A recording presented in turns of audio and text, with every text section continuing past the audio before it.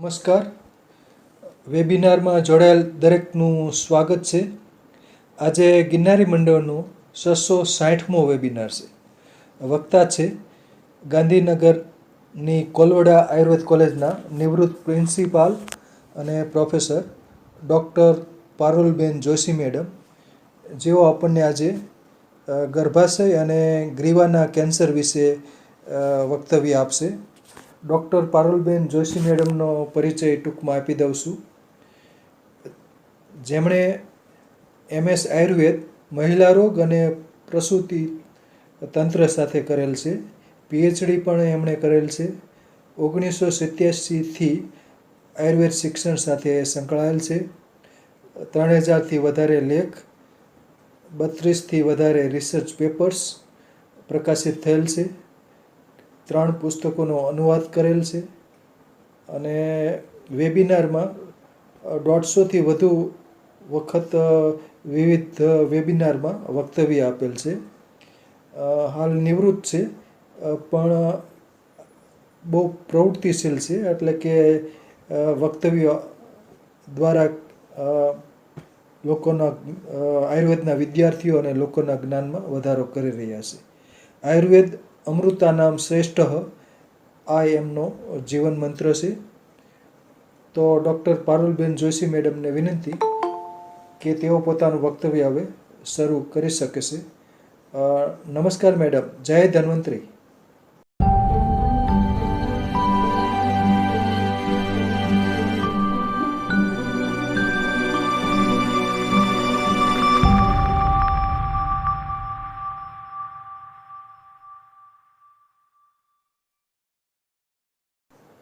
નમસ્કાર સર.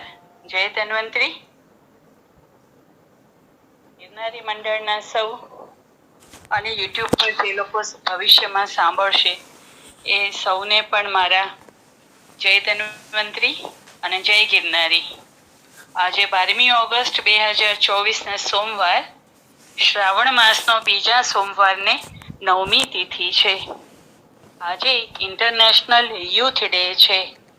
1999થી ઉજવાતા આ દિવસનો હેતુ યુવા શક્તિ, તેની ઉપલબ્ધિઓ અને તેમણે વિશ્વ વિકાસમાં આપેલા યોગદાનોને યાદ કરી યુવાનોને પ્રોત્સાહિત કરવા માટેનો છે. આજનો થીમ છે from clicks two progress, youth digital pathways four sustainable development. આજથી ગ્રેટ બ્રિટન અને નોર્ધન આયર્લેન્ડ ખાતે ગ્લોરિયસ 12th ઉજવણી શરૂ થાય છે. આ ઉજવણીમાં રેડ ગ્રાઉઝ, એટલે જેને લેટિનમાં લેગોપસ સ્કોટિકા અને ટાર્મિજેન કહે છે, એ એક જાતના કુકડા જેવા દેખાવના પક્ષીઓ છે.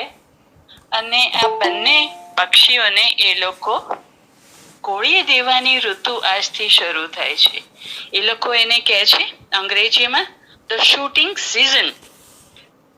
હા, એટલે ચાવવાના અને દેખાડવાના દાંત તો જુદા છે જ, એ આપણે સમજવાનું છે અને આપણી જાતને સુરક્ષિત કરવાની છે. કારણ કે હ્યુમન રાઇટ્સ વાયોલેશન એ લોકો કરે અને મુકાદમો આપણા ઉપર ચાલે. એટલે પાણીનો નિકાલ બરાબર ન થતો હોય એવી મૂર એટલે કે માવઠી જગ્યાઓ છે, ત્યાં ખાસ કરીને ખુલ્લા મેદાનોમાં આ પક્ષી થતા હોય છે અને એને એ લોકો કોળીએ દઈ દે છે. પછી એક્સટિંક્ટ થશે એટલે આપણને શીખવાડવા આવશે કે આપણે ગીરના સિંહની કેવી રીતે રક્ષા કરવી. આજના દિવસે 1602માં અકબરના મંત્રી અબ્દુલ ફઝલનું ખૂન થયેલું અને એ પછી મુઘલ રાજ્યને થોડી તકલીફ પડેલી. આજે વર્લ્ડ એલિફન્ટ ડે છે, બેઝબોલ ફેન્સ ડે છે, અમેરિકામાં નેશનલ મિડલ ચાઇલ્ડ ડે છે. આપણે ત્યાં એવું કહેવાય કે મોટો છે એ બાપનો, નાનું છે બચ્ચું એ માનું અને વચલું કોઈનું નહીં, એવું ત્યાં પણ છે. એટલે અમેરિકાની અંદર એ લોકો નેશનલ મિડલ ચાઇલ્ડ ડે ઉજવે છે. આજે અમેરિકાની અંદર નેશનલ બટર કેક ડે ઉજવાય છે. હવે એમને ત્યાં આગળ સંત લુઈ કરીને એક થઈ ગયા, એ બહુ જ લોકપ્રિય હતા. એમની ભાવતી વાનગીઓમાં આ બટર કેક જે છે એ ખૂબ એમને પ્રિય હતી, એટલે આખો દેશ જે છે એની ઉજવણી કરે છે. આપણને તો આપણા જે મહત્વના વ્યક્તિઓ છે એમના આહાર વિશે કંઈ ખબર નથી, અહીં તો આખો દેશ ઉજવણી કરે છે. એટલે આ એક શીખવા જેવી બાબત છે. ગ્રેગોરિયન કેલેન્ડર એટલે જે પશ્ચિમનું છે સમય સારણી, એ પ્રમાણે આજે 224મો દિવસ છે.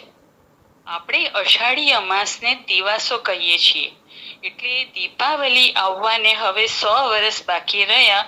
ખાસ કરીને ગૃહિણીઓને એમ કહેવાય કે ભાઈ 100 દિવસ છે, તૈયારી ચાલુ કરી દો, નહીં તો છેલ્લે રાત્રે જાગવું પડશે. પણ હવે એમાં 8 દિવસ નીકળી ગયા એટલે 92મો દિવસ, અને આજનો દિવસ કાઢીએ એટલે 91 દિવસ બાકી રહ્યા. આપણે ખેતી પ્રધાન દેશ છીએ અને એ વાતનું આપણને ગર્વ હોવો જોઈએ. આપણે ત્યાં ખરેખર 6 ઋતુઓ છે, એટલે આપણા તહેવારો, આપણા રિવાજો બહુ જુદા છે. અને આપણા રિવાજો એટલા બધા વિવિધતાપૂર્ણ છે કે અને પર્યાવરણ સાથે, સમાજની સાથે, એટલે આબાલ વૃદ્ધ અને બધા જ વર્ગોને આપણે સાથે લઈને ચાલવા વાળા માણસો છીએ. ને છતાંય આપણને કશું આવડતું નથી. આપણે હવે શીખીએ કે આપણને ઘણું બધું આવડે છે, આપણે ઘણું બધું કરી શકીએ છીએ અને ઘણું બધું કરવાના છીએ. 1877માં આજના દિવસે ફોનોગ્રાફની શોધ થઈ હતી. 1765માં મુગલ બાદશાહે ઈસ્ટ ઇન્ડિયા કંપનીને બંગાળના નવા પદ પર સ્થાપિત કરી, અને તેથી આજના સમગ્ર બંગાળ એટલે કે બાંગ્લાદેશ સાથે બિહાર અને ઓડિશાની જમીન, તેની દોલત, એનો આર્થિક કારોબાર બધું જ ઈસ્ટ ઇન્ડિયા કંપનીને આજના દિવસે સોંપાયું હતું. અને આપણી ભેંડ વાગી તે આજે પણ ચાલુ છે. આજના દિવસે 1919માં ઈસરોના સ્થાપક અને અમદાવાદ ગુજરાતનું ગૌરવ વિક્રમ અંબાલાલ સારાભાઈનો જન્મ થયેલો. આજના દિવસે 1982માં સંસ્કૃત, હિન્દી સાહિત્ય, ઇતિહાસ, સંસ્કૃતિ અને પુરાતત્વના પ્રખર પંડિત ભગવત શરણ ઉપાધ્યાય, હવે યાદ રાખજો, ભગવત શરણ અને ભગવતી શરણ બે જુદી વ્યક્તિઓ છે. આ ભગવત શરણ ઉપાધ્યાય છે, તેઓ શ્રીજી શરણ પામેલા. એવા આજના પવિત્ર દિવસે શ્રી ગણેશને આગળ રાખી દેવોના દેવ મહાદેવ ભોળાનાથ પાર્વતી પતિને નમન કરી મહાસરસ્વતીજીને પ્રાર્થના કરીએ.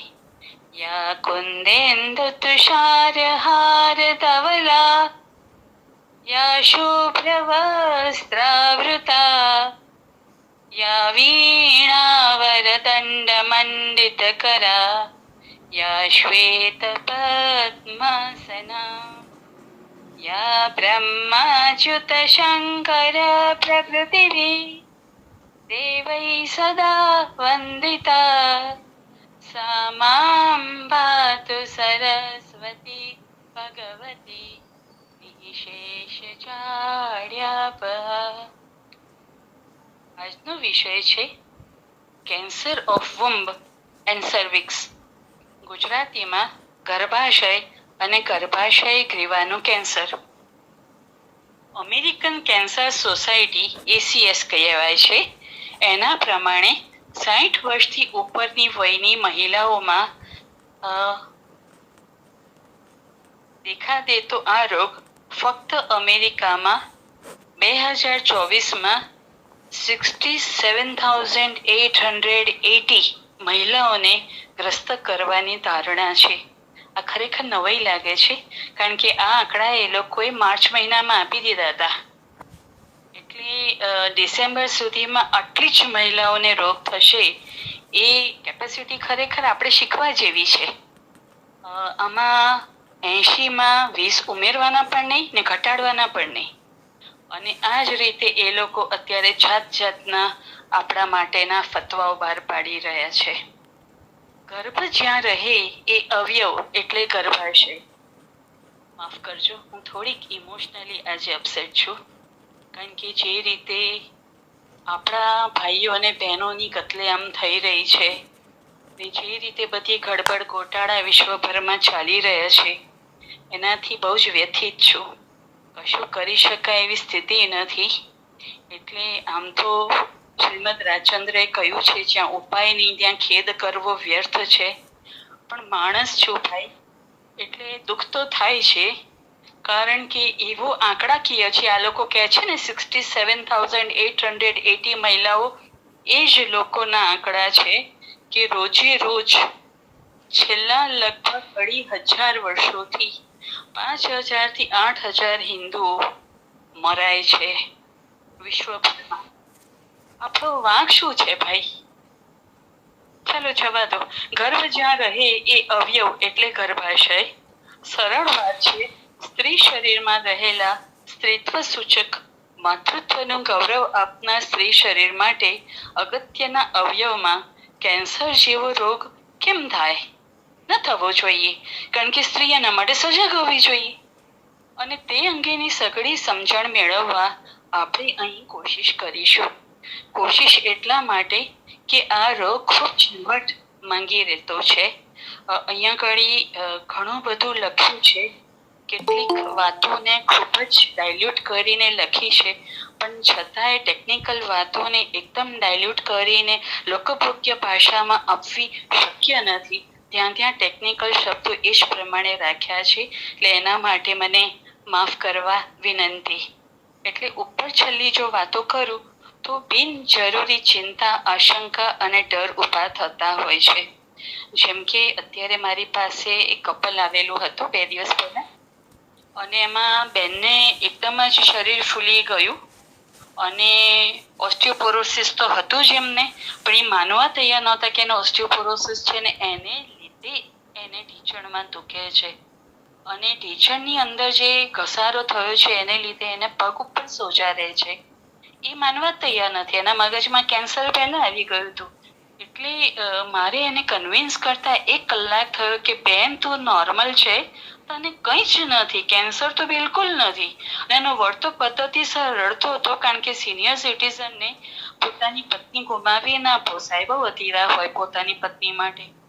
એટલે આવી આશંકાઓ ઉભી જતી હોય છે અધકચરા જ્ઞાનને લીધે. કેન્સર રોગની વ્યાખ્યા આપતા વિશ્વ આરોગ્ય સંસ્થા WHO કહે છે, the rapid creation of abnormal cells that grow beyond their usual boundaries. કોષનું એક કોષ કવચ હોય છે, અને કોષ કવચ જે છે એની અંદર જ કોષોએ રહેવાનું હોય છે, વિકસવાનું હોય છે, અને જે કોષો મરી જાય એ ત્યાંથી ખસી જાય ને એની જગ્યા નવા કોષ લઈ લે. બહુ સુંદર લેબોરેટરી કુદરતે આપણને આપેલી છે. પણ આ જે કોષો છે એ એબનોર્મલ છે, એટલે એમનું દરેક વસ્તુ જે છે એ એબનોર્મલ રહેવાની, વિકૃત રહેવાની, અકુદરતી રહેવાની, બરાબર.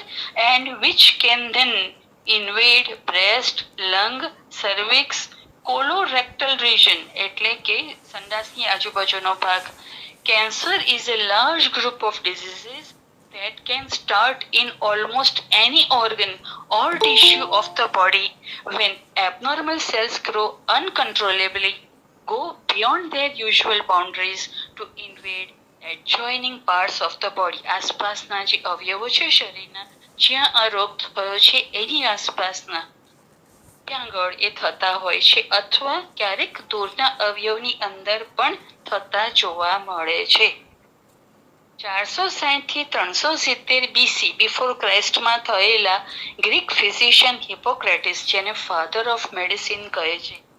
આપણે ત્યાં છે ને પિતા એક જ હોય, પણ એ લોકો તો દરેક જગ્યાએ ફાધરને વચ્ચે લઈ આવે, કારણ કે એમના પ્રમાણે ફાધરે પાદરી પણ છે. આપણે ત્યાં એ નથી, અને આપણે એટલે સ્વીકારી પણ શકતા નથી. એટલે પણ એમના જે વડીલ છે હિપોક્રેટિસ, એમણે કાર્સિનોસ એટલે નોન અલ્સર ફોર્મિંગ ટ્યુમર અને કાર્સિનોમા એટલે અલ્સર ફોર્મિંગ ટ્યુમર. સમજાય છે આપને? અલ્સર એટલે ચાંદુ પડવું, જેની અંદર ચાંદુ પડે છે ગાંઠની અંદર, એને એ લોકો કાર્સિનોમા કે. કોણ? હિપોક્રેટિસ. અને જેની અંદર ચાંદી ન પડે પણ ગાંઠ ત્યાં રહે જ અને ગાંઠ ઘાતક રૂપ પણ લઈ લે, એને કાર્સિનોસ કહેતા. એટલે આ શબ્દો આગળ જતા આજનો જે કેન્સર શબ્દ છે એ બન્યો અને પછી રૂઢ થઈ ગયો. મેટ્રિક્સ કે હિસ્ટેરો કે વંબ એ લોક ભાષામાં વપરાતા શબ્દો છે. આપણે સામાન્ય રીતે મેડિકલ ટર્મિનોલોજીમાં હિસ્ટેરા કે યુટ્રસ શબ્દ વાપરીએ છીએ. 14મી સદીમાં લેટિન શબ્દ યુટ્રસ પરથી અને ગ્રીક શબ્દ હિસ્ટેરા પરથી આ શબ્દો આવ્યા. અવયવનું શાબ્દિક વર્ણન જોઈએ તો uterus is a pear shape, જામફળ જેવા આકારનો muscular hollow organ in the female pelvis. સ્ત્રીની શ્રોણીની અંદર રહેલો આ મસ્ક્યુલર મસલ્સમાંથી બનેલો પોલો અવયવ છે. એનું માપ શું છે એપ્રોક્સિમેટલી? તો એપ્રોક્સિમેટ માપ છે 5 સેન્ટીમીટર પહોળું, 8 સેન્ટીમીટર લાંબુ અને 4 સેન્ટીમીટર જાડું આ અવયવ છે. અને એની કેપેસિટી, કારણ કે પોલો છે તો એની કેપેસિટી કેટલી છે? 80 થી 200 ml રિટેન કરી શકે. એટલે તમે કોઈ પણ ફ્લુઇડ અંદર ભરો તો 80 થી 200 ml ભરી શકાય. અને એટલા માટે ઘણા આયુર્વેદ વાળા ભૂલ કરે છે, 50 ml સુધી ઉત્તર બસ્તી આપે છે. સ્ત્રી સહન નથી કરી શકતી અને એનો એન્ડોમેટ્રિયમ એટલે ગર્ભાશય અંતઃકલા જે આપણે કહીએ છીએ એની અંદર ડિસ્ટર્બન્સ ઊભા થઈ જતા હોય છે. મેક્સિમમ 5 ml થી વધારે ઉત્તર બસ્તી આપવી નહીં. આયુર્વેદ પ્રમાણે સ્ત્રીના 3 પ્રકારો બતાડ્યા છે, મૃગી, વડવા, હસ્તીની.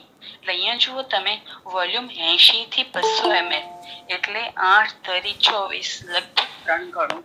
એ જ વસ્તુ છે મૃગી એટલે પ્રમાણમાં નાના જેનાઇટસ વાળી, વડવા એટલે મધ્યમ અને હસ્તીની એટલે મોટા જેના જેનાઇટસ છે એવી સ્ત્રી. એટલે અમારા સ્પેક્યુલમ પણ એ જ પ્રમાણેના હોય છે અને અમે તપાસ કરીએ તો એની અંદર પણ એ જ પ્રમાણે ફેરફાર હોય છે. એટલે ઘણીવાર સ્ટુડન્ટ્સ જે છે અથવા ઇન્ટર્ન્સ છે એ દોડતા આવે, મેડમ આને તો પ્રોલેપ્સ છે, પણ પ્રોલેપ્સ ના હોય, હસ્તીની હોય. અને હસ્તીની પ્રકારની સ્ત્રી જો હોય તમારા ઘરમાં તો માની લેજો કે સાક્ષાત મહાલક્ષ્મીનો વાસ છે તમારા ઘરમાં, એની કદર કરજો. સ્ત્રીના જનનાંગોની સાઈઝમાં જે ફરક છે એ એના શરીરના પ્રમાણમાં હોય જ એવું જરૂરી નથી. હવે આ જે અવયવો છે એની સિચ્યુએશન ક્યાં છે? They are situated posterior to urinary bladder એટલે મૂત્રાશયની પાછળ અને એન્ટિરિયર ટુ રેક્ટમ એટલે કે મલાશયની આગળ. અને આપણા આચાર્ય શું કીધું? પિત્ત પક્વાશયો મધ્યે. હવે પિત્તાશયથી આપણે અહીંયા ઘડી પેન્ક્રિયાસ કે ગોલબ્લેડર નથી લેવાનું, લઘુ અંત્ર લેવાનું છે. પિત્ત ધરા કલા જાંગળ રહેલી છે એ સ્થાન. પક્વાશય જે છે લાર્જ ઇન્ટેસ્ટાઇન છે, એટલે એની વચ્ચે રહેલું ગર્ભાશય. એટલે ગર્ભાશય કોઈ પણ સ્થિતિમાં હોય, એટલે નલી પારસ હોય, પારસ હોય, ગ્રેવિડ હોય કે હમણાં જ જેને પ્રસવ થયેલો છે એવી સ્થિતિ હોય, કોઈ પણ સંજોગોની અંદર આ સ્થિતિમાં પરિવર્તન આવતું નથી. શું? પિત્ત પક્વાશયો મધ્યે. અને કન્સિસ્ટ ઓફ 4 એનાટોમિકલ ફીચર્સ. એની અંદર 4 જોવા લાયક અથવા તો ધ્યાન રાખવા લાયક જગ્યાઓ છે. કઈ કઈ જગ્યાઓ છે? ફંડસ એટલે બહિર્ગોળ ગર્ભાશયનો પેટ તરફનો બંધ રહેલો ભાગ. એ ભાગ હંમેશા બંધ હોય છે અને આપણા વેણાબેન ગોયલની ચોપડીમાં એને ગર્ભાશયનું છાપરું કીધું છે.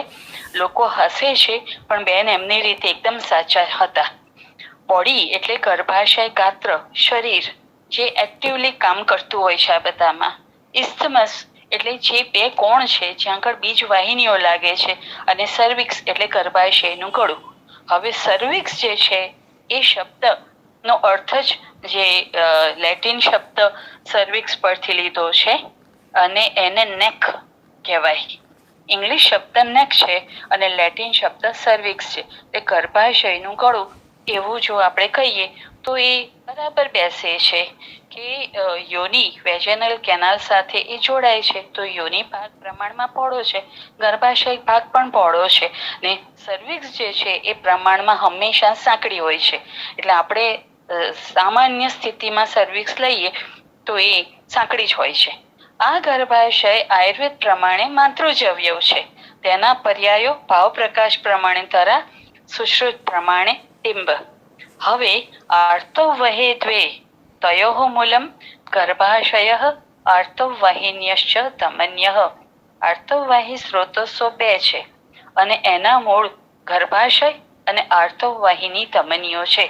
હવે આર્તવવાહિની ધમનીઓ બાબતમાં લોકો મતાંતર ઉભા ઘણા કર્યા છે. આર્તવવાહિની એટલે જેમાં આર્તવ વહે છે. આર્તવ ક્યાં વળતું હોય? એ યુટ્રાઇન આર્ટેરિયોલ્સ ની અંદર જ હોય. કારણ કે આર્તવ જે છે એનું મૂળ જે છે એ ગર્ભાશય છે. એટલે ગર્ભાશય સિવાયની જગ્યાએ આપણે આર્તવ વાહિનીને ખોળવાની ના હોય. અને બીજ ગ્રંથિ તો નથી, અરે બીજ વાહિની તો નથી જ નથી.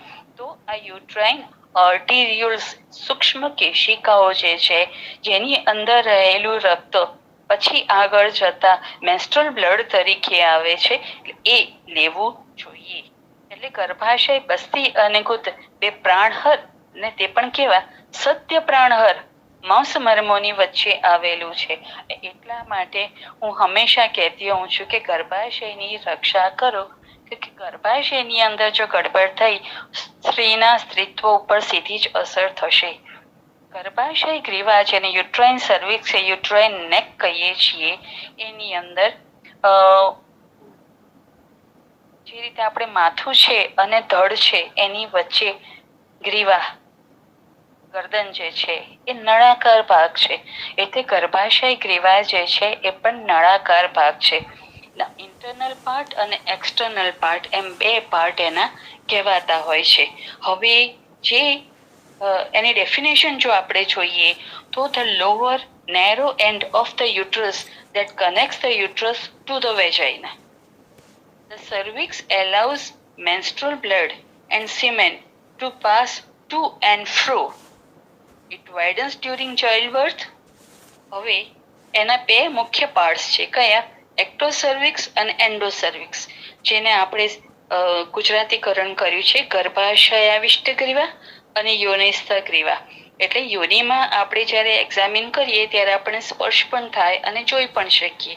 જ્યારે ગર્ભાશય આવિષ્ટ ભાગ જે છે એને આપણે સોનોગ્રાફી દ્વારા જ જોઈ શકતા હોઈએ છીએ. અથવા જો એક્સપર્ટ હોય, અધિકારીને શું કહેવાય અનુભવ સારો હોય તો એ એને ફીલ કરી શકે છે.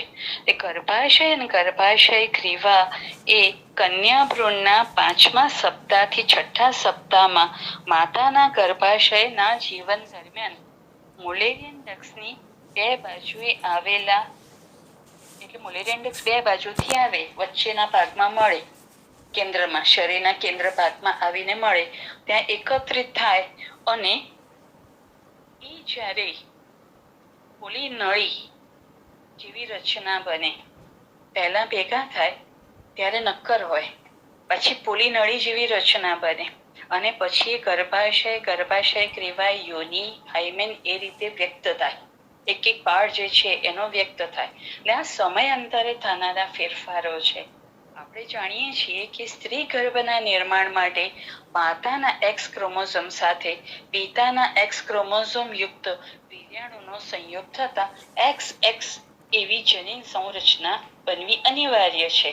આ એક્સ ક્રોમોઝોમમાં HOX એ પ્રમાણમાં રંગસૂત્રો જે છે એ મુલેરિયન ડક્ટ બનાવવા માટે કારણભૂત છે. સ્ત્રી ભ્રૂણ માતાના ઉદરમાં વિકસી રહ્યો હોય ત્યારે માતાએ ખાધેલા ખોરાક, પેય દ્રવ્યો, વિચારો, લાગણીના આવેગો, માનસિક આવેગો, વ્યસનો, માતાને પૂર્વે થયેલા રોગો અને એ રોગો માટે લેવાયેલી દવાઓ, એ બધાની સંમિલિત અસરો પડતી હોય છે. આયુર્વેદ પ્રમાણે ગર્ભ જે છે એ માતા, પિતા, આત્મા, રસ, સત્વ, સાત્મ્ય એમ 6 ભાવોથી એનો વિકાસ થાય છે અને તેને ભવિષ્યમાં થનારા રોગોનો પાયો નાખનારા નીવડે છે. જન્મ પછી ગર્ભાશય અને ગ્રીવાનો વિકાસ સતત થતો રહે છે. કન્યાને માસિક આવવા લાગે એટલે તે રજસ્વલા કહેવાય. તે તેની 50 વર્ષની વય સુધી, તે પછી એટલે ત્યાં સુધીનો ગાળો, માસિક શરૂ થાય અને 50 વર્ષની વયે એ નિવૃત્ત થાય, જેને આપણે રજો નિવૃત્તિ કહીએ છીએ. ત્યાં સુધીનો જે ગાળો છે ત્યાં સુધી સ્ત્રી રજસ્વલા કહેવાય. 50 એટલે કે જ્યારે રજ નિવૃત્તિ થાય યાતિ 50 શતક્ષયમ ત્યાર પછી એ વૃદ્ધા કહેવાય.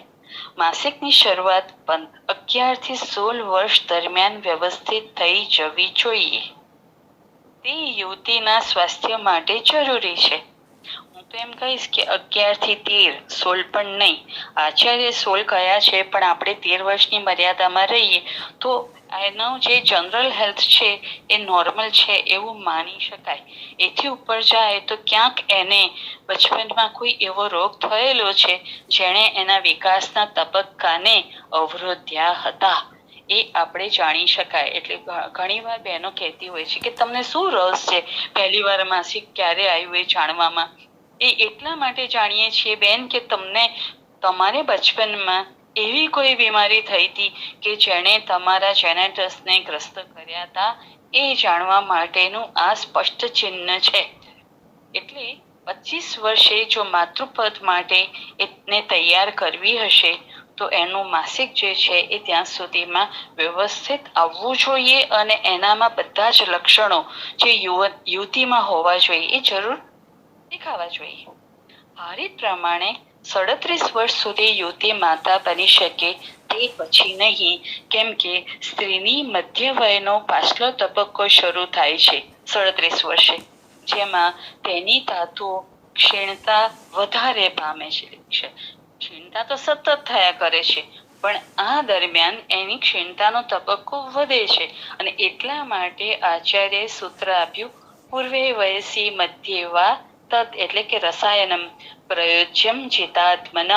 હવે આ અપૂર્વ વય એટલે 10 થી 15 નો તબક્કો અને મધ્ય વય એટલે 30 થી 35 નો તબક્કો.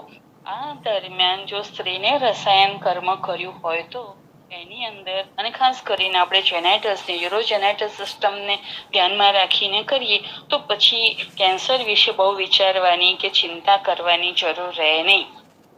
લગ્ન થાય સ્ત્રીના પછી પુરુષના સંપર્કમાં આવનાર સ્ત્રીમાં સંક્રમણની શક્યતા વધે છે. આ વસ્તુ બંને ખાસ સમજવી જરૂરી હોય છે. ખાસ કરીને જ્યારે પુરુષ સ્વચ્છતા ન જાળવે, વફાદાર ન રહે, વ્યસની હોય અને કોઈ સંક્રમણ યુક્ત હોય. જે રીતે આપણે સ્વાસ્થ્ય જાળવવા પૌષ્ટિક આહાર ખાવાનો પ્રયત્ન કરીએ છીએ એમ અનેક પ્રકારના અદૃશ્ય જીવો પછી બેક્ટેરિયા, વાયરસ, ફંગસ કે જે નામ આપીએ તે પણ પોતાના જીવન નિર્વાહ અને સંતાન ઉત્પત્તિ માટે પૌષ્ટિક આહારની શોધમાં હોય છે. આપણી બેકાળજી આવા જીવો માટે મોકો બની જાય છે. શરીરમાં પ્રવેશ મેળવી પોતાની વસ્તી વધારી મનુષ્યને રોગગ્રસ્ત કરવા માટે આ લોકો તત્પર હોય છે. હવે એમાં કેટલા આઈડેન્ટિફાઈ થયા તો કે બેસિલસ એટલે બેક્ટેરિયા જે છે એની અંદર લેક્ટોબેસિલસ ઇનરિસ, લેક્ટોબેસિલસ ગેસેરી, એટોફોબિયમ વેજાઇને, ગાર્ડનેરેલા વેજાઇનેલિસ અને ફુઝોબેક્ટેરિયમ સ્નિથિયા. આ જે છે એ બેક્ટેરિયા છે. જ્યારે એચપીવી અને એચઆઈવી વાયરસ જે છે, એચપીવી એટલે હ્યુમન પેપિલોમા વાયરસ, એના વિશે આજકાલ બહુ વધારે ચર્ચા થાય છે અને એના કેસીસ જોયા પણ છે મેં. એટલા બધા સિમ્ટમલેસ હોય છે એ લોકોને ખબર જ નથી હોતી, પણ જ્યારે ચામડી ઉપર એના ચિહ્નો દેખાવા લાગે એટલે બાહ્ય ચામડી નરી આંખે જોઈ શકાય એવી ચામડી, જેનેટસની વાત નથી, ત્યારે આપણે એને કહીએ કે ભાઈ જરા તમે ચેક કરો તો તમારા શરીરમાં વાયરલ લોડ વધારે છે, તો એ લોકો માનવા તૈયાર નથી હોતા. એટલે જે આભ્યંતર જ્વરવેગ, બાહ્ય જ્વરવેગ, તો આભ્યંતર જ્વરવેગ વિશે એટલી બધી અજ્ઞાનતા આપણામાં આવી ગઈ છે. ફોર એક્ઝામ્પલ, કોઈ વ્યક્તિ એમ કહે કે મને થાક મહેસૂસ થાય છે તો આપણે એવું માની લઈએ છીએ કે આળસુ છે. અંતર જ્વરવેગ આપણે યાદ જ નથી કરતા. એટલે આ વાયરસ કેવું છે કે અંતર જ્વરવેગ આપે ને બાહ્ય કશું દેખાય નહીં, ધીમે ધીમે ધીમે ધીમે પોતાનું જોર વધારતો જાય અને સ્કિનની અંદર ડિસ્ટર્બન્સ થાય ત્યારે આપણને ખબર પડે બાય ધ ટાઈમ એને ક્યાંક ને ક્યાંક તો પોતાનું ચિહ્નો એટલે કે કેન્સર ઉત્પન્ન કરી દીધું હોય છે. અને આવા લોકો જે છે એને એકદમ જ્યારે કેન્સર ફેલાય ત્યારે આખા શરીરને ગ્રસ્ત કરી દેતું હોય છે. એટલે આ બધાને દુર્લક્ષ ન સેવા, અને ખાસ કરીને ઋતુ સંધિની અંદર કેવું કીધું છે કે વૈદ્યાણામ તો શારદી માતા પિતા ચ કુસુમાકર યમદંષ્ટ્રા સ્વસા પ્રોક્તા હિતભૂક મિતભૂક નર. આથી વધારે કઈ વોર્નિંગ આપવાના હતા આચાર્ય? તો શરદ ઋતુ બધાને યાદ છે, વસંત ઋતુ બધાને યાદ છે, પણ ઋતુ સંધિ કોઈને યાદ નથી. અને આ વાયરસો માટે ઋતુ સંધિ એ બહુ જ એમ કહેવાય ને કે પિયરમાં આવી જાય એ લોકો, બહુ જ મજામાં આવી જાય એ લોકો. એટલે એ ધ્યાન રાખવાનું હોય છે. હવે વાયરસના ઓન્કોપ્રોટીન્સ એટલે કે મનુષ્ય શરીરમાં કેન્સર ઉત્પન્ન કરવાની ક્ષમતા ધરાવતા પ્રોટીન્સ છે E6 અને E7. આ પ્રોટીન્સ કોષોને વળગે છે, એટલે આપણા શરીરનો જે કોષ છે ને એને એ વળગે છે અને એક સ્થળેથી બીજે સ્થળે જઈ શકે છે. એટલે પહેલું એ લોકોની સ્ટેજ શું છે? સેલ એડેઝન, કોષને વળગવું, એટલે વૃક્ષને પકડવું, પછી માઇગ્રેટ થવું. એટલે જ્યાં ખબર પડી કે અહીં આપણી દાળ ગળે એમ નથી, એટલે પછી એ કોષાંતર જે જગ્યા છે એમાં થઈને આગળ ગતિ કરતા જાય છે. જો લિમ્ફની અંદર જતા રહે તો એમનું કામ બહુ સહેલું થઈ ગયું, કારણ કે એને પોષણ પણ પૂરતું મળશે અને આગળ જવાનો રસ્તો પણ સરળ છે. પણ ત્યાં લિમ્ફેટિક્સની અંદર, ખાસ કરીને નોડ્સની અંદર આપણા રક્ષકો બેઠેલા છે.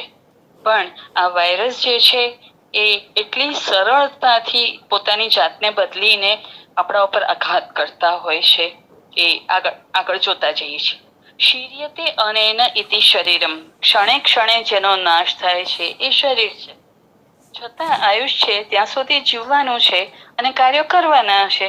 એટલે પ્રકૃતિ એવી પરિસ્થિતિ ઊભી કરી કે જૂના કોષોની જગ્યાએ સતત નવા અદ્દલ તેના જેવા જ કોષોને એ મૂકી આપે છે. હવે HPV અને HIV વાયરસ શું કરે છે? એમના જે પ્રોટીન્સ છે એ કોષ સ્તરે, આ જ્યારે કોષો બદલાઈ રહ્યા હોય ને ત્યારે ત્યાં ઘૂસી જાય અને જે કોષોનું નિર્માણ અને સ્વસ્થાન સ્થાપન છે એની વચ્ચે એ સેલ પ્રોલિફરેશન કરીને, અને સાંભળો એ લોકોના શબ્દો સાંભળજો, સેલ પ્રોલિફરેશન મે બી પ્રમોટેડ વાયા એન એક્ઝોસોમ મીડિયેટેડ, એટલે MAPK સિગ્નલિંગ પાથવે. આમાં mRNA પણ જોડાય છે. CD97 અને ટ્યુમર આપણે કહીએ છીએ ને ઇન્ડિકેટર, તો CD97 ટ્યુમર મેટાસ્ટેસિસ સાથે સંકળાયેલું જણાયું. એના માટે જવાબદાર ગણે છે આંતરડાના બેક્ટેરિયા, જેને બેડ બેક્ટેરિયા કહીએ છીએ, ઇન્ટેસ્ટિનલ ફ્લોરાને ડિસ્ટર્બ કરે છે. ખાસ કરીને સડેલી બગડેલી જે વાનગીઓ આપણે ખાઈએ, ખાસ કરીને હોટેલની અંદર અત્યારે ચોમાસામાં તો રાતનું વાસી કે સવારનું વાસી એ લોકો DDT છાંટીને, તો વર્ષો જૂની વાત કરું છું, અત્યારે તો બધા કેમિકલ્સ બહુ સરસ આવી ગયા, તમને સ્વાદની ખબર એ ન પડે, પદ્ધતિસરની સડેલી વસ્તુ ઉપર એ લોકો કેમિકલ છાંટી દે, તમને ફ્રેશ દેખાય, એની સુગંધ પણ ફ્રેશ આવે અને તમે ટેસ્ટી ટેસ્ટી કરીને ખાઓ. એ જે ખાધું સડેલા પકડેલા ફળ, ખોરાક, પીણા પાણી પણ જે છે એ આરોની અંદર મળતું પાણી એ પીવા લાયક જ છે એવું માનીને આપણે કટકટાવી જઈએ છીએ. આ બધું પેટમાં પહોંચીને આ જે CD97 જે છે એ વાયરસ, બેક્ટેરિયા, ફંગસ જે કંઈ પણ હશે એ બધા પોતાની વસ્તી વધારે છે અને હુમલો કરે છે. હવે કુદરતે કંઈક તો વ્યવસ્થા મૂકી હશે આ હુમલાને ખાળવા માટે. લીવર છે, લીવર ફંક્શન આ બધાને માટે જ છે. પણ જેમને જન્મ પછી પીળિયો થયો હોય એમનું યકૃત આ જીવન નબળું રહેવાનું. એટલે સગર્ભા માતા અને ભાવિ પિતા પોતાના ખાનપાન આદતો પર ખાસ ધ્યાન રાખે. સાયટોકિન્સ અને કેમોકાઇન્સ આ બે શબ્દો છે કે જેને આ લોકો બહુ જ મહત્વ આપે છે. હવે સાયટોકાઇન્સ જે છે એ આવા પ્રોટીન્સ છે, એની સાઇઝ તો નાની છે પણ એ શરીરના કોષો માટે બહુ મહત્વના છે. પ્રાકૃત રીતે તેઓ સોજાને રોકનારા છે, પણ જ્યારે તેમની સંખ્યા વધી જાય તો તે સોજો કરનારા બની જાય છે. અને સોજો તો કરે, સાથે ઓટો ઇમ્યુન ડિઝીઝ પણ ઉત્પન્ન કરે.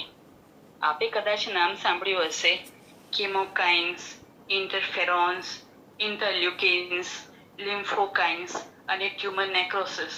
આ બધા આજે 5 પ્રકારના સાઇટોકાઇન્સ છે.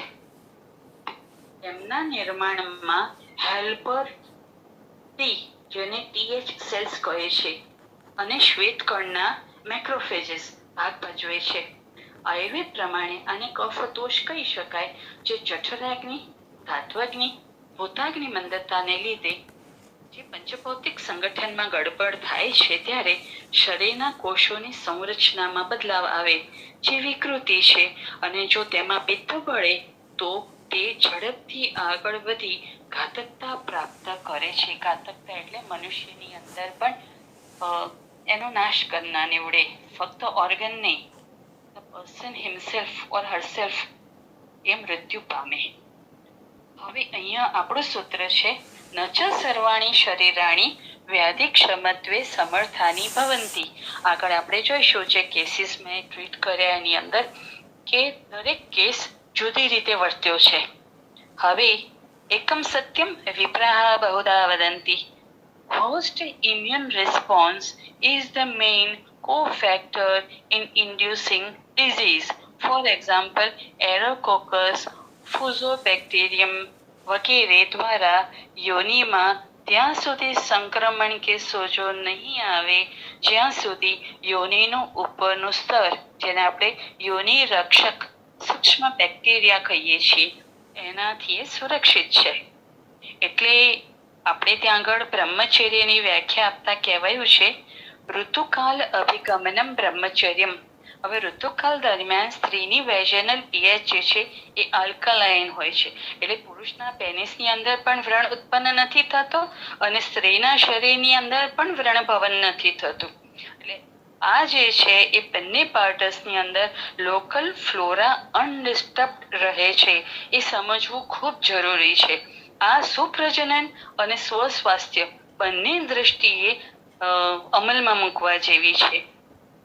ફરી પાછું થોડુંક દુઃખદ વાત કે પિક્ચરો અને મીડિયામાં મલ્ટી પાર્ટનરશિપને પ્રોત્સાહિત કરાય છે, જે સ્વાસ્થ્ય માટે ફક્ત કેન્સરની અનેક બાબતોમાં હાનિકારક છે. આજે સમાજમાં બહુ જ ભયંકર સ્થિતિ એને લીધે આવી ગઈ છે. યુવકોને ભરોસો નથી રહ્યો અને યુવતીઓ બેફામ પોતાની રીતે વર્તે છે, જે યોગ્ય નથી. આપણા સમાજનું કેન્દ્રબિંદુ સ્ત્રી છે. સ્ત્રી પોતાનું મહત્વ સમજે અને પોતાની જવાબદારી ઉપાડે તો આ રોગની ચર્ચા કરવાની પણ જરૂર ન પડે. આ રોગ એટલો સરળતાથી ભારત દેશમાં નથી થતો, પણ આજે એનું પ્રમાણ નોંધપાત્ર રીતે વધારે છે.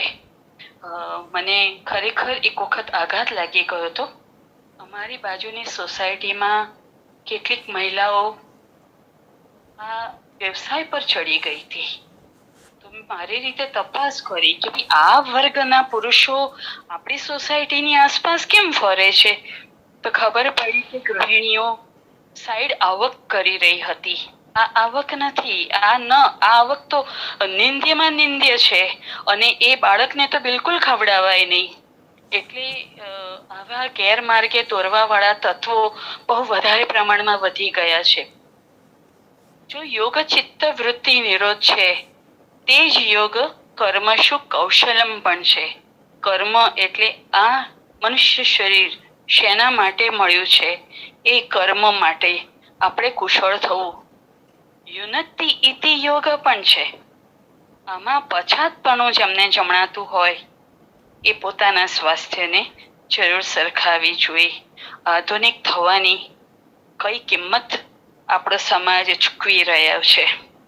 જીવાણુ વિષાણુ સ્ત્રીની યોનિમાં દાખલ થયા કે કોષના ડીએનએ ને ડેમેજ કરે છે, જેથી શરૂઆતમાં સોજો આવે, પછી દુખાવો થાય, પછી વારે વારે પેશાબને લગતી તકલીફ કે કબજિયાત જેવી સમસ્યાઓ થાય અને એને મહિલા સામાન્ય ગણે, સહજીવન ચાલુ રાખે.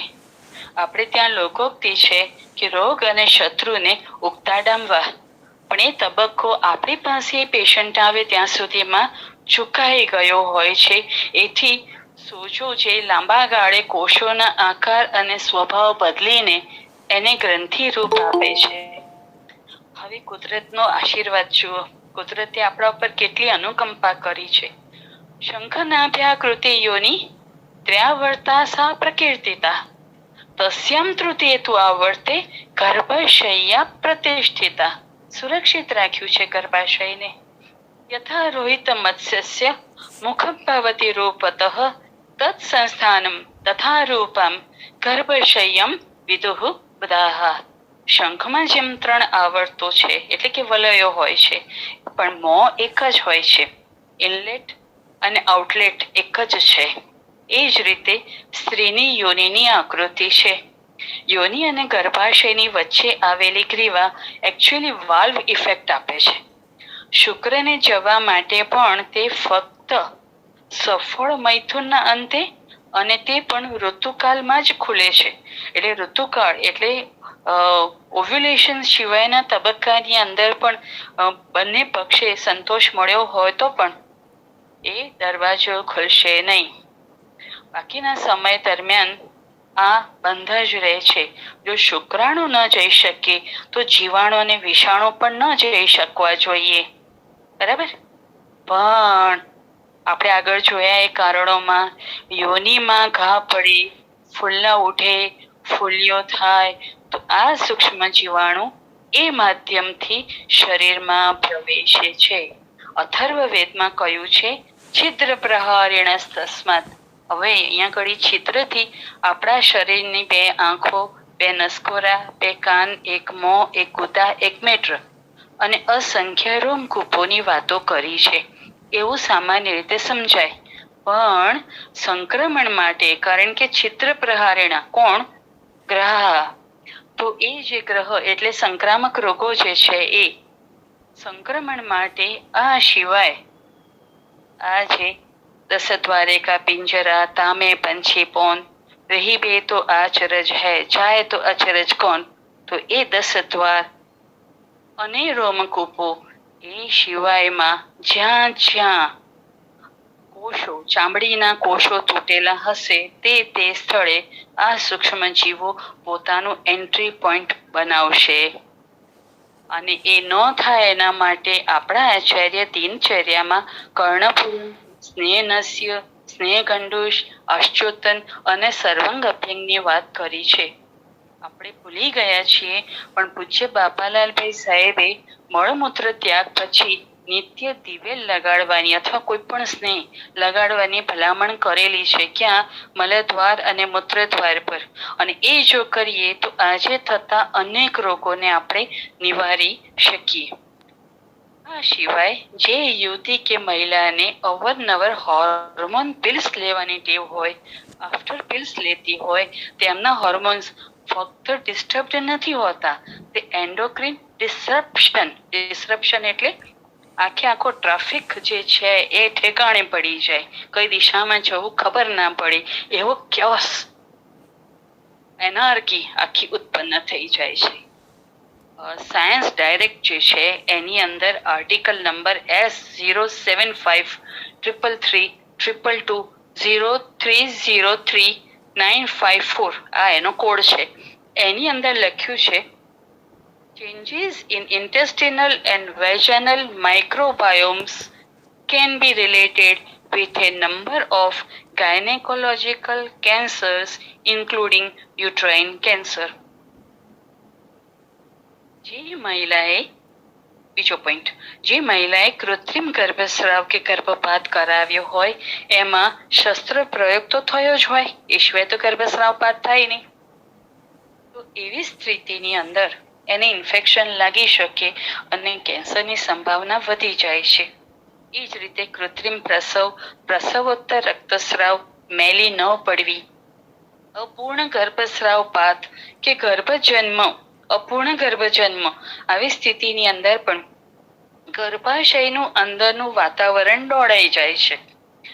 એવું કહેવાય છે કે સામાન્ય નેચરલ જે પરિસ્થિતિ છે એમાં ગર્ભાશયનું જે અંદરનું વાતાવરણ છે, જે કેવિટી છે, એ ઇનર્ટ છે.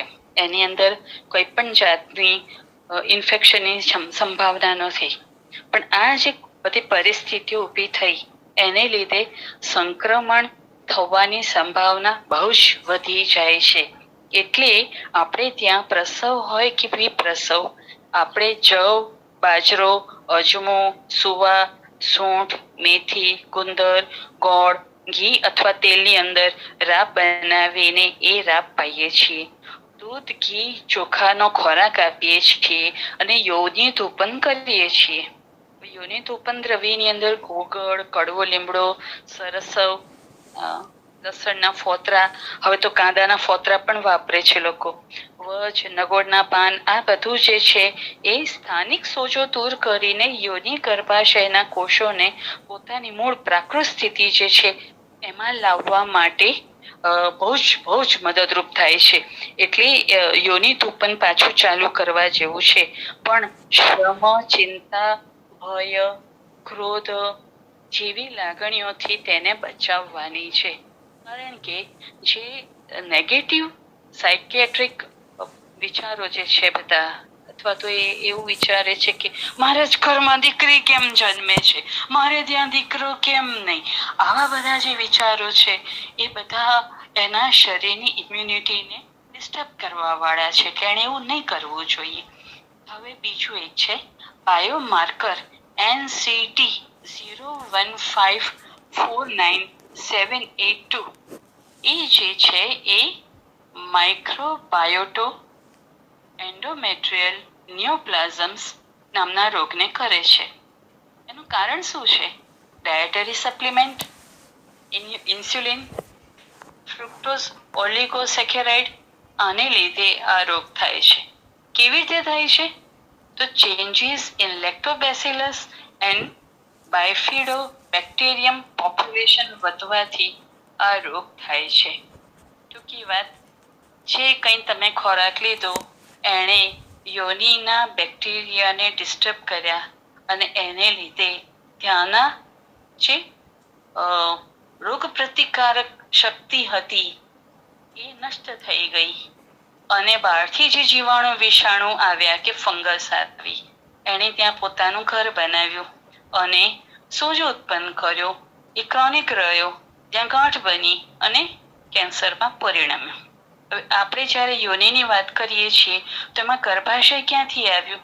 તો એ કોઈ પણ યોનિની અંદર થતો રોગ છે એ લાંબા ગાળે ગર્ભાશયમાં થાય છે. કેવી રીતે? ચરક ચિકિત્સા સ્થાન 30 ની અંદર અષ્ટ આર્તવ દુષ્ટિ પછી એને વિંશતિ યોનિ વ્યાપદ બતાડ્યા. વિંશતિ યોનિ વ્યાપદની અંદર વાતલા, પિત્તલા, શ્લેષ્મલા, ત્રિદોષ્યા, એની અંદર મહત્વનું શું બતાડ્યું કે જે યોનિ જે આર્તવ દુષ્ટિઓ જે છે એ લાંબા સમય સુધી રહી અને નિદાન સેવન ચાલુ રહ્યું અને એને લીધે આ યોનિ વ્યાપદો થયા. હવે આ યોનિ વ્યાપદના લક્ષણો આપણે જો જોઈશું તો એ બધા ગર્ભાશયને લગતા છે, અપત્ય પથને લગતા નથી. એટલે એ મગજમાં રાખવું જોઈએ કે વેજનલ ઇન્ફેક્શનને નોર્મલ છે, થયા કરે, આમાં શું છે, સેક્સ્યુઅલી એક્ટિવ છે માટે થાય છે, એવું બધું માનીને ચાલવાનું નથી. યુટ્રાઇન કેન્સર અથવા યુટ્રાઇન ટ્યુમર એની વ્યાખ્યા આપતા કહે છે a malignant tumour that starts in the cells of the uterus. એની શરૂઆત ગર્ભાશયથી થાય છે. મેલિગ્નન્ટ means that it can invade or grow into and destroy nearby tissues. હવે ટિશ્યુને એ ડિસ્ટ્રોય કરે તો ગાંઠ કેવી રીતે બને? ટિશ્યુ ડિસ્ટ્રોય થાય એટલે જ ગાંઠ બને છે. જો નોર્મલ ટિશ્યુ હોય તો એબનોર્મલ સેલ્સને ત્યાં ફ્લરિશ થવા નહીં દે. આખી જે અત્યાર સુધીની વાત હતી એ જ વાત ઉપર હતી કે જો તમારા કોષો નોર્મલ છે, એનું જે પ્રકારનું એનેટોમી હોવી જોઈએ એ પ્રકારની છે. એટલે કે સ્ક્વેમસ એપિથેલિયમ હોવું જોઈએ તો સ્ક્વેમસ એપિથેલિયમ જ રહેવું જોઈએ, અને ક્યુબાઇડ એપિથેલિયમ હોય તો ક્યુબાઇડ જ હોવું જોઈએ. તો આ સ્ટ્રેટિફાઈડ હોય તો સ્ટ્રેટિફાઈડ જ રહેવું જોઈએ.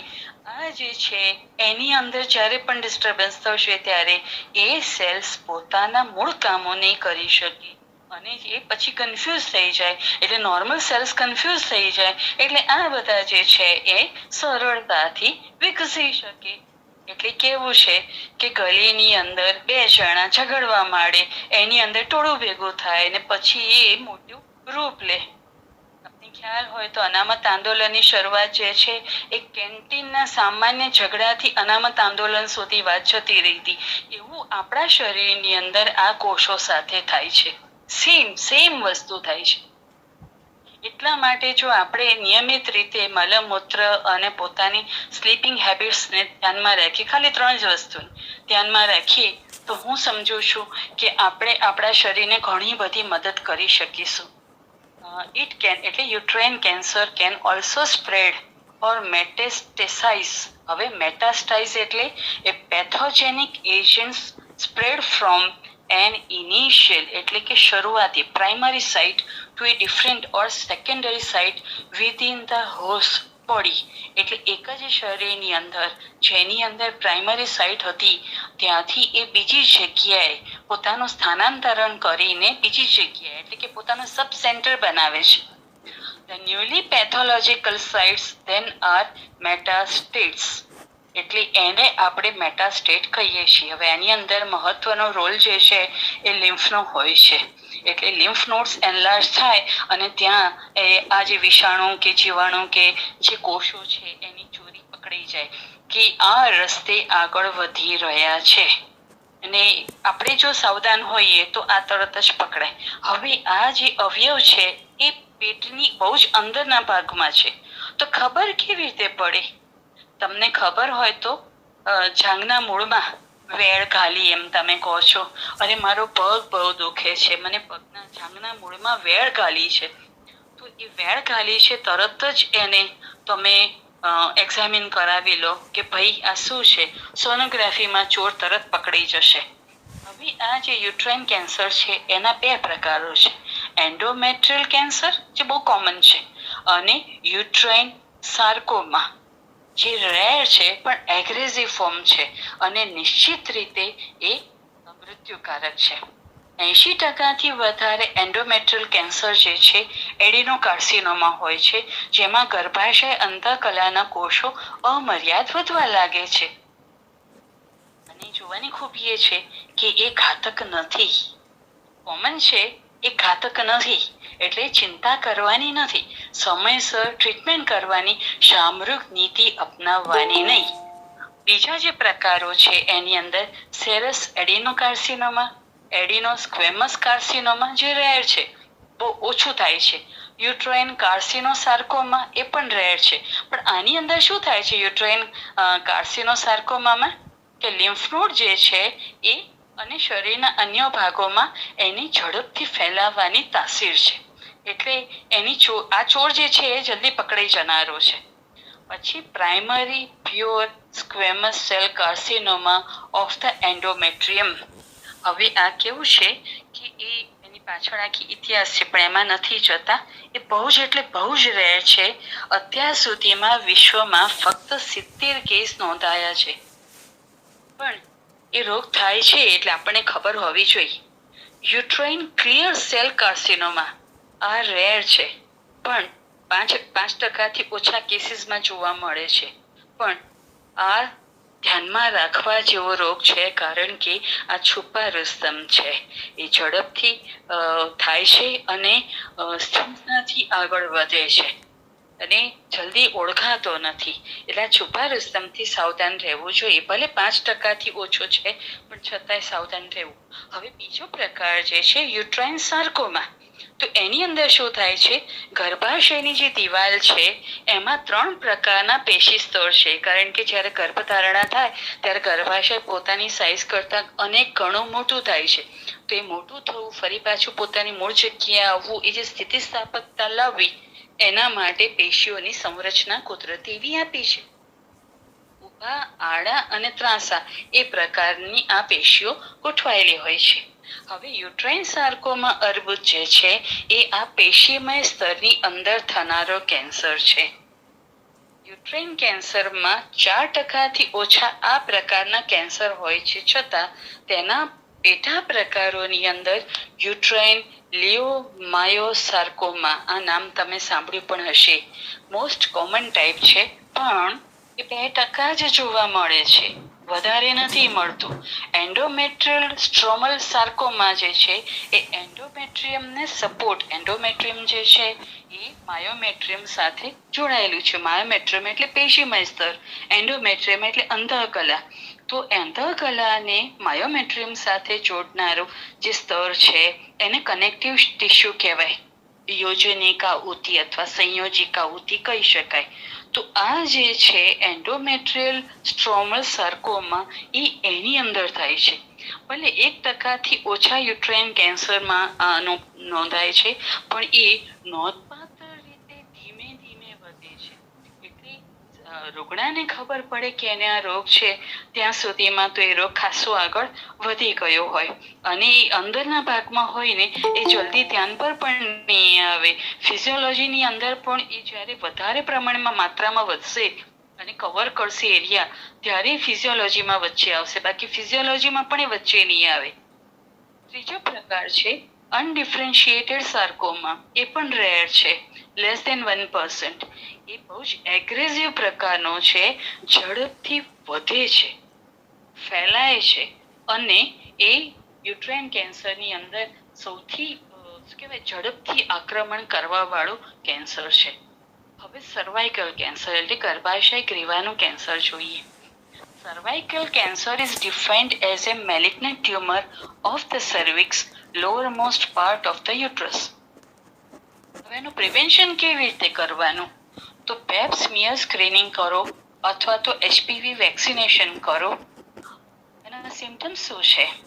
તો કે વોટરી, પાણી જેવું અથવા તો લોહી જેવું, પણ લોહી પણ કેવું એકદમ પતલું, એવું વેજનલ ડિસ્ચાર્જ થાય છે. એ ક્યારે થાય? બિટવીન પીરિયડ્સ, 2 માસિક સ્રાવોની વચ્ચે, સેક્સ પછી. સ્થાનિક તપાસ કરીએ અમે લોકો ત્યારે પણ આવી રીતે બ્લીડિંગ થતું હોય છે. બેનમાંથી એટલી ભયંકર વાસ મારતી હોય સફેદ પાણીમાં. સફેદ પાણી તો નહીં કહેવાય, એ એકદમ પાણી જેવું હોય છે, અને ક્યારેક અંદર લોહી પણ હોય છે, એટલે ફ્રીક્વન્સી લોહીની વધારે જોવા મળે છે. એટલી ભયંકર વાસ મારતી હોય છે કે કોઈ એની નજીક આવવા તૈયાર નથી હોતું. એટલે આપણે ભૂતિભૂય કહી શકાય. અને એ રૂમમાં બેઠી હોય તો જો સહન કરવાની ક્ષમતા ઓછી હોય તો આપણે નાક બંધ કરીને રૂમની બહાર નીકળી જવું પડે, એટલી વાસ મારતી હોય છે. લો બેક પેઇન, કમરમાં નીચેના ભાગમાં દુખે છે, અથવા લોઅર એબ્ડોમિનલ પેઇન, પેઢુના ભાગમાં દુખે છે, અથવા પેલ્વિક પેઇન એટલે આખા જે ભાગ છે આગળથી પાછળ બધી એને સતત દુખતું હોય છે. મેન્સ્ટ્રુઅલ બ્લીડિંગ જે છે એ હેવી હોય છે, અને એ લાંબા સમય સુધી, સામાન્ય એને જે આવતું હતું માસિક 3-4 દિવસ આવતું હોય એને બદલે એને 10-12 દિવસ આવે, 15 દિવસ પણ આવે. ઘણી વાર બહેનો ફરિયાદ કરે 15 દિવસે આવે છે ને 15 દિવસ રહે છે બેન, આમાં શાંતિ ક્યાંથી મળે? એટલી બહુ જ બેન કંટાળી જતી હોય છે. એવી વખતે સોનોગ્રાફી કરાવી લેવી, અને બેનને સમજાવવું કે પેશાબ રોકીને, એટલે એમ થાય કે હવે થઈ જશે, એટલી હદે પેશાબ રોકીને એને સોનોગ્રાફી કરાવવાની, જેથી સર્વિક્સ જે છે એ સરળ રીતે તમે જોઈ શકીએ. પર વેજનલ કરવામાં ઘણીવાર આ રોગ ધ્યાન બહાર રહી જતો હોય છે. હવે કેટલાકની અંદર આ રોગ છે એ એસિમ્પ્ટોમેટિક હોય છે. મારી પાસે એવા પેશન્ટ આવેલા કે જેની અંદર એસિમ્પ્ટોમેટિક હતું. અખંડ આનંદ ખાતે આશરે 55 વર્ષની બેનને ખબર નહોતી. એ ફક્ત સફેદ પાણીની તકલીફ સાથે અને કમરના દુખાવાની ફરિયાદ સાથે આવેલી હતી. એને તપાસ માટે લીધી, અને જેવું અંદર, કારણ કે સાફ કરતા, અંદર સાફ કર્યા પછી જ અમે લોકો તપાસ કરીએ, તો સાફ કર્યું એની સાથે લોહી આવવાનું ચાલુ થયું, અને જે રીતે આર્ટરિયલ બ્લડ કેવું આવે ધાક ધાક ધાક, એવી રીતે આવવાનું ચાલુ થયું. એટલે તાત્કાલિક એની અંદર પેડ મૂકીને એને કેન્સર હોસ્પિટલ રિફર કરેલા. બીજા કિસ્સાની અંદર પણ વધારે વિગત મને યાદ નથી રહી કે વચ્ચે બીજા ઘણા બધા પેશન્ટો આવી ગયા, એટલે આ પેશન્ટ એક બે વખત આવ્યા હોય એ બહુ યાદ ના રહે, પણ એની કેટલીક વિગતો જે છે એ ભૂલાય નહીં. તો આ પેશન્ટની અંદર શેના માટે આવી મને ખબર નથી, પણ એની ગ્રીવા ધારણ કરવા માટે આપણે જે ગ્રીવાધારક યંત્ર છે એ જે લોકો આયુર્વેદ સાથે કે મેડિકલ સાથે સંકળાયેલા છે એને ખબર હશે કે એની જે ટીપ છે એ બહુ શાર્પ હોય છે.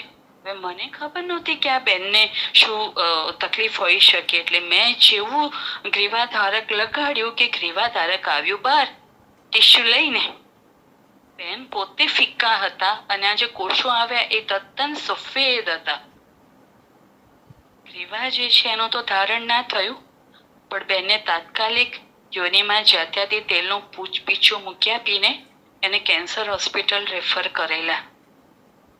કોલવડાની અંદર જે બે બેનપણીઓ આવેલી એની વાત તમને કરવી મને ગમશે અને આપને પણ એ સાંભળવું ગમશે. એ બેનપણીઓ ભુજથી નિયમિત આવતા, દર 15 દિવસે આવે. બંનેની ઉંમર 75 વર્ષ, બંને પરણેલા, બંનેના દીકરા દીકરીના ઘરે તંદુરસ્ત યુવાન દીકરા દીકરી હતા. એમાં એક માજી જે છે એનો તો પૌત્ર એને લઈ આવતો હતો. બંનેને 3rd સ્ટેજ સર્વાઇકલ કેન્સર હતું. એકનું મનોબળ નબળું પડેલું અને 1.5 વર્ષ પછી શાંતિથી એક રાત્રે સુતા એ પછી ઉઠ્યા જ નહીં. એટલે કોઈ શસ્ત્રકર્મ કે કિમોથેરાપી વગર ફક્ત પંચવલ્કલ ક્વાથ પ્રક્ષાલન, જાત્યાદી તેલ પીછું, કાંચનાર ગોગળ, ત્રિફળા ટેબ્લેટ બે સવાર સાંજ, આટલાથી એ બેન શાંતિથી શ્રીજી ચરણ પામેલા. બીજા માળી જે છે એને છેલ્લી વાર હું 2020 મળેલી, 2020.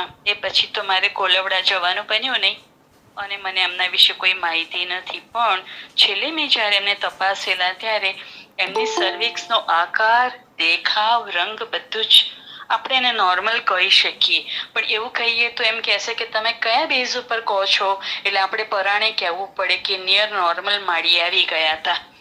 એમને મેં આ દવાઓની સાથે, કારણ કે એમનું સત્વ જે છે એ બળવાન હતું, એટલે તુલસીના પાન 10 સવાર સાંજ લેવાના અને ગૌમૂત્ર, કારણ કે એમના પડોશમાં ગાય હતી અને કાળી ગાય હતી, આખી કાળી ગાય, એટલે એનું ગૌમૂત્ર જે છે એ તાજું એના પૌત્ર જે છે એ લાવી આપતો અને અડધો કપ જે છે માળીને પીવડાવતો. પછી માળીને જોઈને એને, કારણ કે ચર્ચા થાય કે ભાઈ આ તો વારસાગત આવી પણ શકે, પણ છોકરો એમ ના વિચારે કે માળી જે છે એ સ્ત્રી છે અને હું પુરુષ છું, મને ક્યાંથી થશે આ, પણ એની વેણ ગૌમૂત્ર પોતે પણ પીવાનું ચાલુ કરેલું. અને એમના પરિવારમાં જે છે એમને સાથ બહુ સારો હતો, કદાચ એને લીધે માળીનું મનોબળ સારું હશે એવું માની લઈએ. મારી પોતાની ભાણેજ વહુ ને 35 વર્ષે કેન્સર સર્વિક્સ થયેલું, ટાટા મેમોરિયલમાં એને લેટેસ્ટ ટ્રીટમેન્ટ કરાવી, 20 કદાચ 22 વર્ષ થયા, સ્વસ્થ છે. હવે ખબર કેવી રીતે પડે, કારણ કે મેં તો એને તપાસ પહેલા પણ નહોતી કરી ને આજે પણ નથી કરી. તે વખતે કેન્સર થતા પહેલા દેવીને બધા સાથે ઝઘડો કરવાની આદત હતી. એ ફરી પાછી આવી ગઈ એટલે અમે બધાએ જાણી લીધું કે હા આપણી દીકરી હવે છે તંદુરસ્ત થઈ ગઈ છે, ઝઘડા કરવાની એનામાં તાકાત આવી ગઈ છે. એટલે અમે તો ટેવાયેલા છીએ, એ રીતે ન વર્તે તો અમે જઈને જોઈએ કે તાવ તો નથી ને દીકરા. હવે આ જે છે મારી દીકરી ભત્રીજા વહુ, એને એક દીકરો છે, એ પછી એને કોપરટી મુકાવેલી. એ બાબતમાં બધા સહમત છે કે કોપરટી મૂકતી વખતે રાખી હોય ત્યારે અને જ્યારે કોપરટી દૂર કરીએ, એમાં કેટલા મારી પાસે કેસીસ એવા આવ્યા છે 10 વર્ષ 15 વર્ષથી કોપરટી અંદર પડેલી હોય, એવું ના હોય ભાઈ.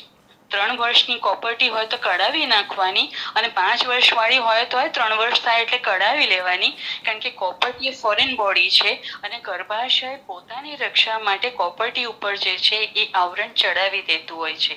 એ નોર્મલ પ્રક્રિયા છે, અને આવરણ ચડી જાય એટલે કોપરટી નકામી થઈ જાય, એટલે કોપરટી સાથે ગર્ભ રહે ને ગર્ભ